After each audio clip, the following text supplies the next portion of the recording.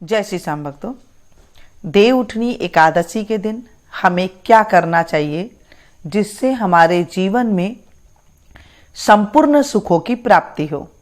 आप सभी को पता है देवउठनी एकादशी के दिन भगवान का तुलसा जी के साथ विवाह होता है, देव उठाए जाते हैं और उसके बाद जो है विवाह कार्य शुरू होते हैं। देवशयनी एकादशी से देवउठनी एकादशी तक कोई भी शुभ कार्य नहीं किया जाता है, विवाह कार्य नहीं होते हैं।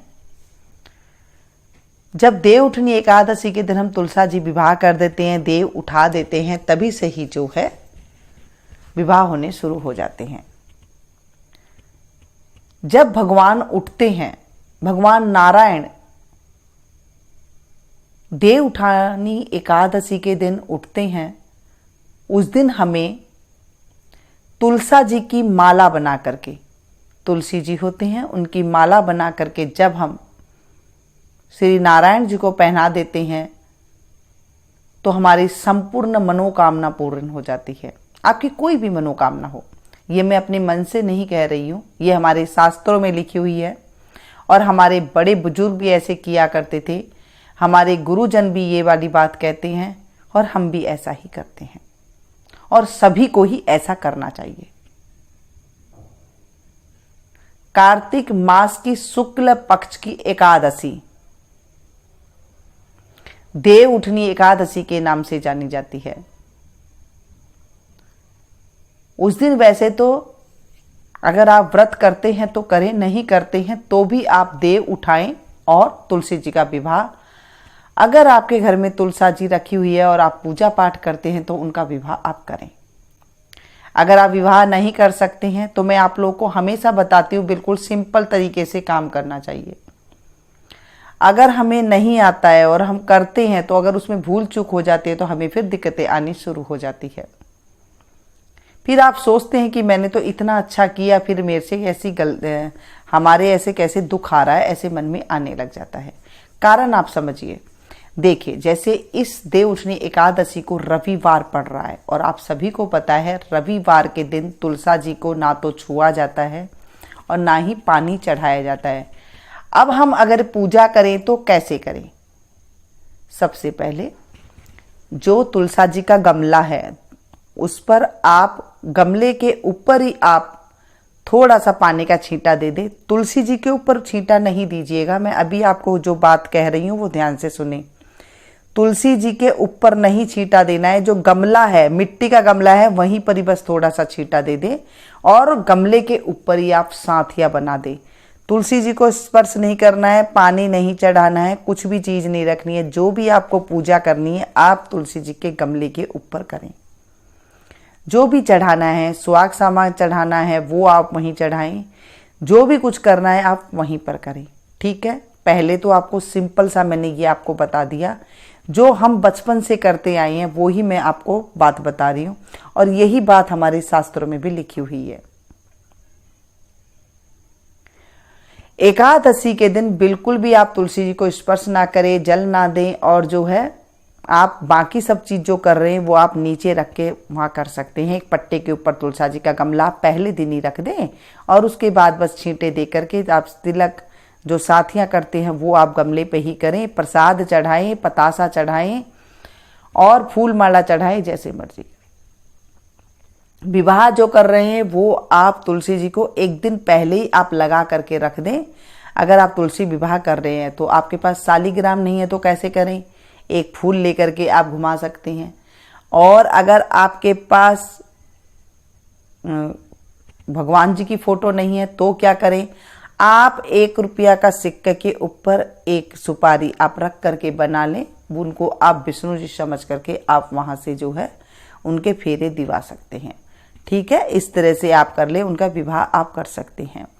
अगर आप ये सब चीज नहीं कर सकते हैं तो सिंपल सा जैसे मैंने बताया है आप उस तरफ से करें। तुलसी जी को चुन्नी है जो आप एक दिन पहले उड़ा दें या एकादशी के दिन आप उन्हें ना छुएं। ठीक है, ये वाला काम हो गया है। जैसे आपको पूजा करनी है आप सिंपल तरीके से माँ के सामने पूजा करिए। शाम के संध्या के जो भजन होते हैं, सात सखीरल पानी न चाली तो इस तरह से है जो वो भजन गाए। शाम के जो तुलसा जी के भजन आपको जो आते हैं वो गा सकते हैं, नहीं तो जो गाए हुए हैं भजन उसमें से आप सुन सकते हैं। ठीक है, ये हो गया। अब देव कैसे उठाती हैं? देव देखिए सभी के अलग अलग तरीके से उठाती हैं। पहले आप देव उठाएंगे, उसके बाद आप तुलसी विवाह करेंगे। ठीक है, पहले देव उठेंगे। देव सभी के अलग अलग तरीके से उठते हैं। किसी के थाली बजा करके उठाते हैं, किसी के ढोलक बजा करके उठाते हैं, किसी के परात बजा करके उठाते हैं। जैसे उठाते हैं ना शंख बजा करके, वैसे ही आप उठाएं। सबके घरों में अलग अलग तरीके से पूजा होती है। अब मैं ऐसे नहीं कहूंगी कि आप इस तरीके से ही करें, क्योंकि जिसके घर में जैसी रिवाज है उसी तरीके से ही करना चाहिए, नहीं तो फिर गड़बड़ होनी शुरू हो जाती है। आपने कहीं से किसी का देखा और फिर आपने शुरू कर दिया, वहां गड़बड़ होनी शुरू हो जाती है। फिर आपको पता ही नहीं चलता है कि हमने तो बड़ा सिंपल काम करते हैं हम तो कुछ, और आपको ये गड़बड़ी नहीं पता लगेगी आपने अपने घर के देव इस तरीके से उठाए।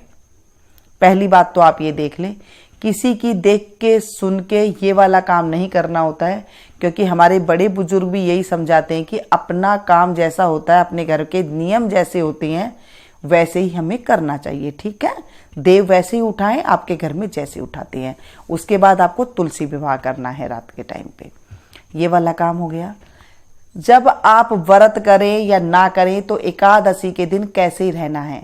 एकादशी के दिन जब आप सुबह सवेरे उठें तो उससे पहले आप रात से ही सोच लें कि मेरे को जो है मुझे सुबह थोड़ी देर मौन रहना है, क्योंकि एकादशी तिथि है ना, जब आप व्रत नहीं कर सकते तो थोड़ी देर के लिए आप जो है मुझे मौन रहना है, तो आप मौन रह सकते हैं। ये भी एक व्रत होता है, 1 घंटे के लिए, 2 घंटे के लिए, 3 घंटे के लिए, जैसे करना है।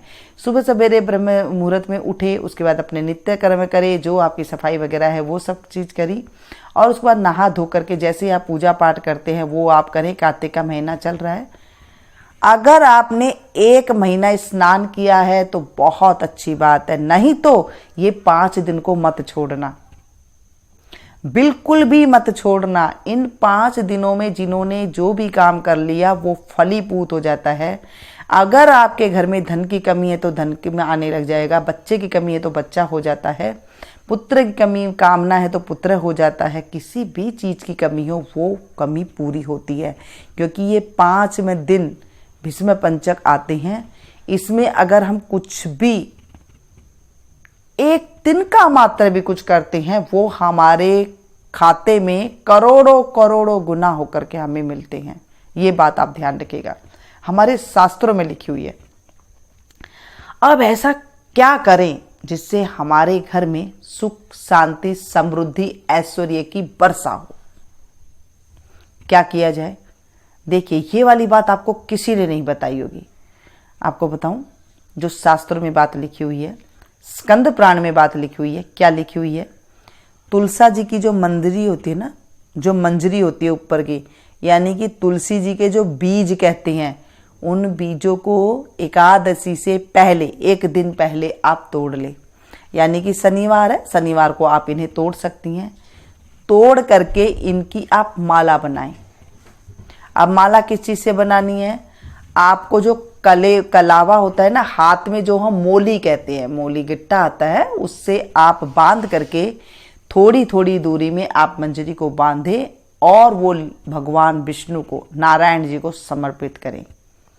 जब वो सोकर के उठेंगे, निद्रा से उठेंगे, क्योंकि तुलसा जी उन्हें सबसे प्यारी है, और जब तुलसी जी को अपने नजदीक पाएंगे तो वो सबसे पहले आपकी मनोकामना पूरी करेंगे। आप किसी भी रूप में उन्हें चढ़ाएं, आपको मोक्ष की प्राप्ति करनी है, आपको मोक्ष मिलेगा। आपको जो भी चीज की जरूरत होती है वो पूरी करते हैं।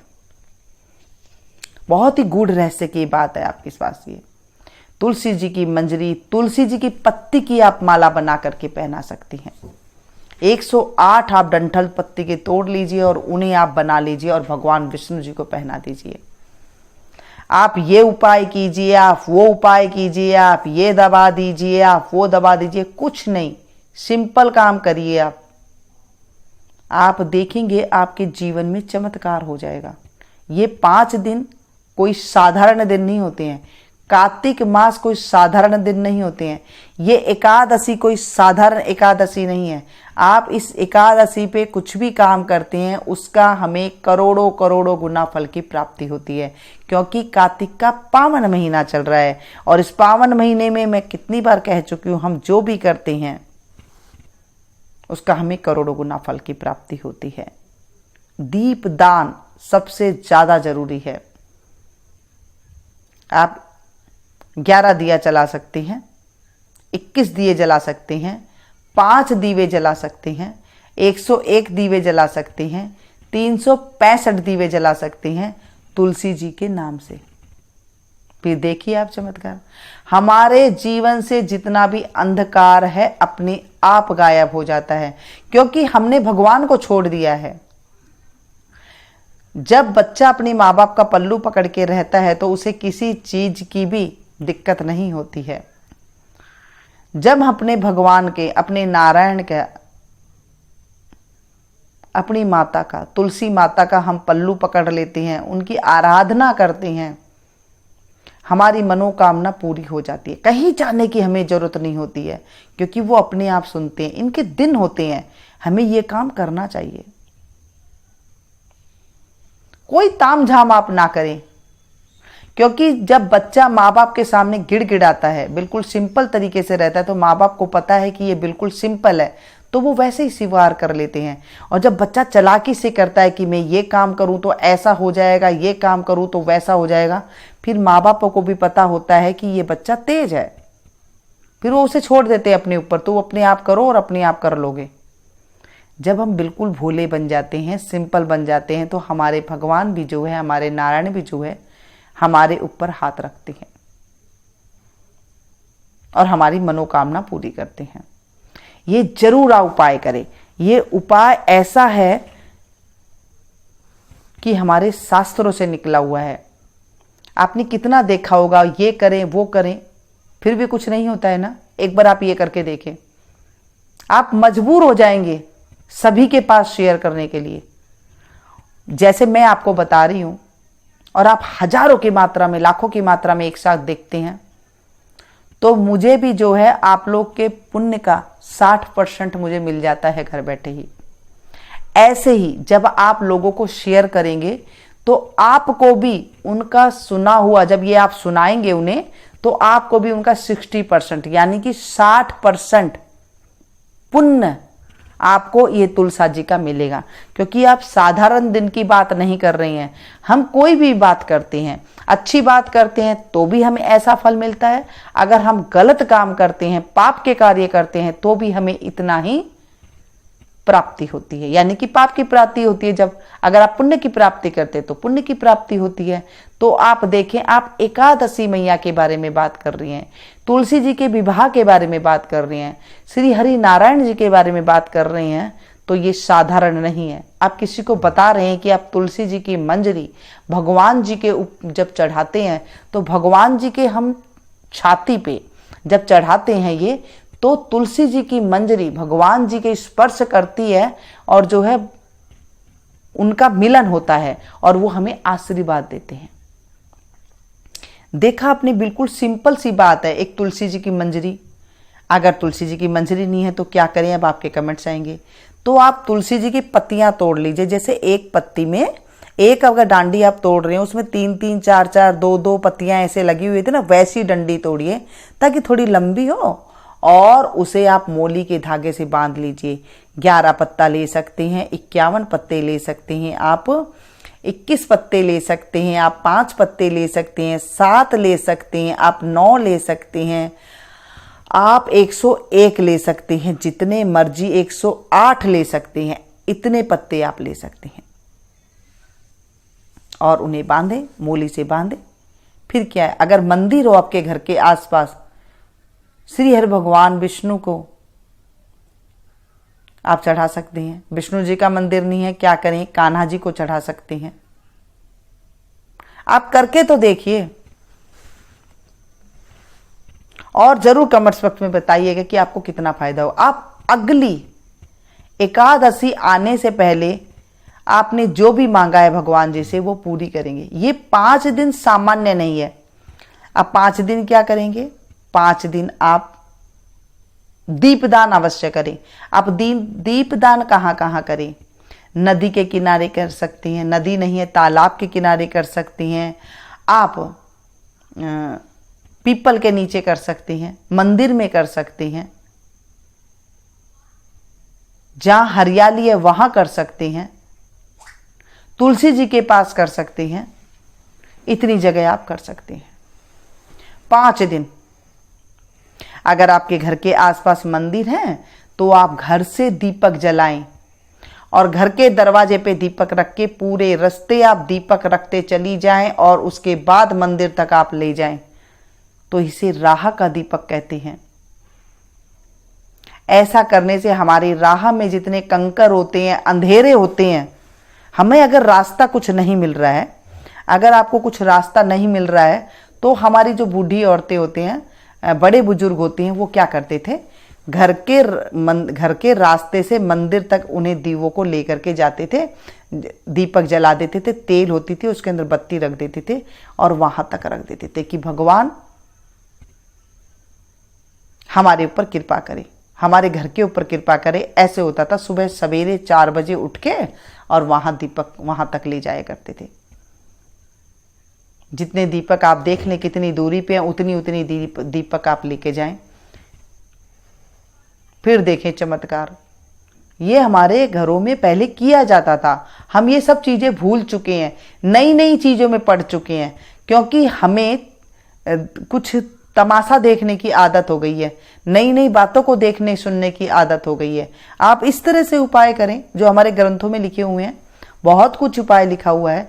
अगर आपके चारों तरफ अंधेरा है और आपको कोई रास्ता नहीं मिल रहा है, आप एकादशी से लेकर के पूर्णिमा तक आप कभी भी मर्जी सुबह सवेरे यानी कि ब्रह्म मुहूर्त में 5 से 6 बजे के बीच में जब आप मंदिर जाते हैं, तब मंदिर के पट भी खुल जाते हैं सभी के, तो आप तभी अपने मुख्य द्वार पर 2 दीवे रखें और फिर अपने घर के दरवाजे के पास रखें, फिर थोड़ी दूरी पर रखें, फिर थोड़ी दूरी पर रखें, फिर थोड़ी दूरी पर रखें।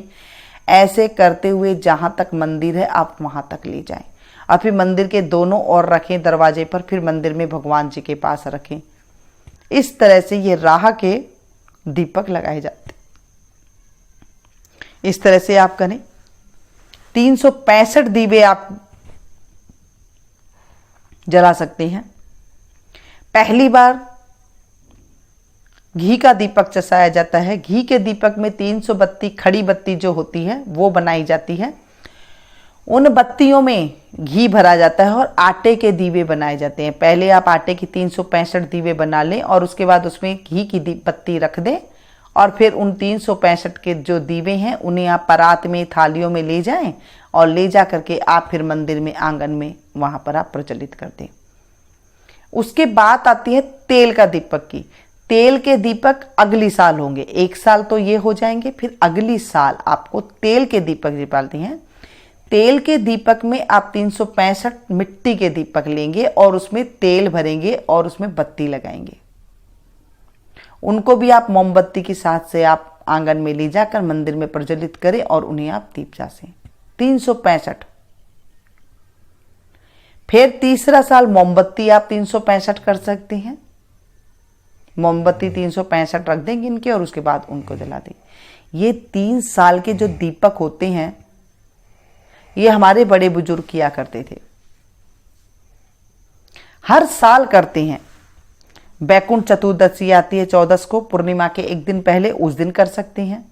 एकादशी को कर सकते हैं, द्वादशी को कर सकते हैं, त्रयोदशी को कर सकते हैं, चतुर्दशी को कर सकते हैं, पूर्णमासी को कर सकते हैं। ये 5 दिन आप जितने भी दीपक जला लें, आपकी जिंदगी का अंधेरा दूर हो जाता है। जब आप दीपावली पे दीपक जलाते हैं तो उसका इतना महत्व तो नहीं होता है कि आपको कोई पुण्य की प्राप्ति हो। अगर आप ये 5 दिन, कार्तिक के लास्ट दिन अगर आप दीप दान करते हैं, कहीं पर भी, जितनी भी जगह मैंने बताई है, आप देखेंगे अद्भुत चमत्कार मिलता है। क्या करेगा कोई और उपाय जब आप इस तरह के उपाय करेंगे घर में।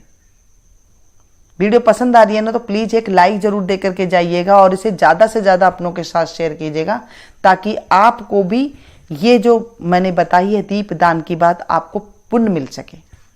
आप मेरी सब्सक्राइबर फैमिली है, मैं चाहती हूँ कि आपके जीवन में भी उजाला हो, आपकी भी मनोकामना पूरी हो। तो मैं ऐसी ही चीज़ें आपके साथ शेयर करती हूँ जो हमारे बड़े बुजुर्ग किया करते थे। 365 बत्तियां आपने बना ली होगी, 365 बत्तियां जरूर बनाएं आप रुई से। मैंने बताया था कि मैं बताऊंगी, कल आपके पास पहुंच जाएगी वो वीडियो, आप उसे भी देख सकते हैं या उससे पहले भी मैं पहुंचाने की कोशिश करूंगी। 365 बत्ती आप घी में भिगो करके उन्हें आप जला सकते हैं या फिर तिल के तेल में आप कर सकते हैं। ये दोनों चीज नहीं है, कोई बात नहीं, सरसों के तेल में आप दीप जला सकते हैं, क्योंकि कार्तिक में सरसों का तेल भी जो है दीपक जला सकते हैं, उसमें मान्यता है। आप इन 3 तेलों का दीपक जला सकते हैं, कोई दिक्कत वाली बात नहीं है। आप करके देखें और उसके बाद मुझे जरूर बताइएगा। मिलती हूँ फिर से एक नई वीडियो में नई जानकारी से, तब तक आप लोग देखते रहिए।